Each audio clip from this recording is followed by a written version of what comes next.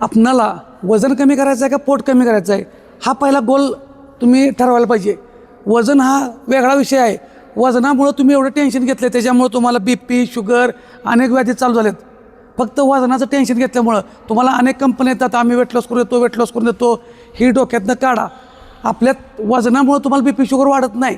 तर फॅटमध्ये आपल्या 2 प्रकार आहेत. फॅट म्हणतोय मराठीत सांगतो एकदम साध्या भाषेत.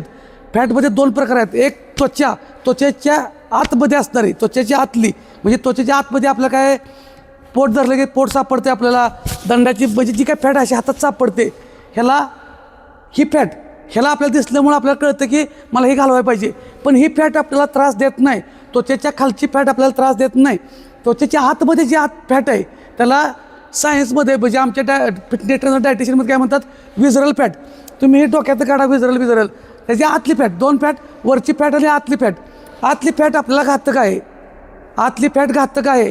ती तुमच्या डायट हृदय, यकृत, पोटाचे विकार असे अनेक व्याधी तयार करतं आणि त्याच्यामुळं तुम्हाला BP शुगर बाकीचे त्रास चालू होतात. तर तुम्ही डोक्यातनं पहिल्यांदा वजनाचं पूर्णपणे काढून टाका. तुम्हाला हालचाली करायच्या आहेत, चांगलं खायचं आहे आणि तुम्हाला योग्य त्या हालचालीने योग्य तो आहार झाला की बरोबर तुमची आतली फॅट कमी होते. ती आतली फॅट आपल्याला दिसत नाही आणि तीच मेन फॅट आपल्या शरीराला घातक आहे.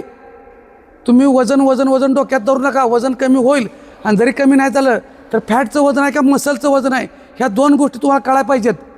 फॅट नको पाहिजे, वरची फॅट दिसते म्हणून तुम्हाला कळतं आहे की मला व्यायाम पाहिजे किंवा काहीतरी करून वजन कमी करायला पाहिजे.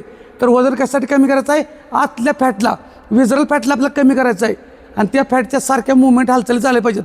अशाच माहितीसाठी फॉलो करा. अजून बरेच व्हिडिओ असतील, थोड्या मी माहिती सांगेन. एकदम सांगितलं की डोक्याच्या वरनं जाईल. कारणं सांगायची नाहीत, व्यायामाला सुरुवात करा. धन्यवाद.